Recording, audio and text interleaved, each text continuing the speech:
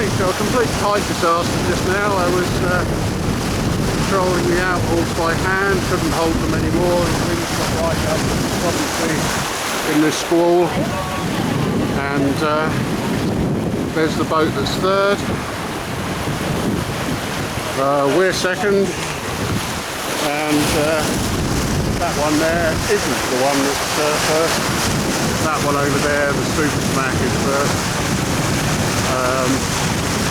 We've got a couple of minutes left of the race, so I think it's a champagne moment.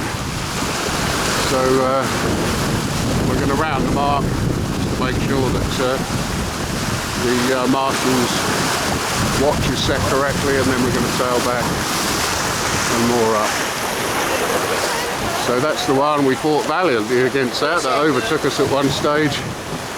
Thought she'd leave us in dust, and she didn't. We came back into our own. Good work.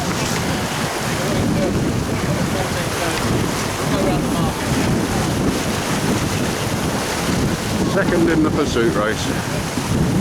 We'll settle for that.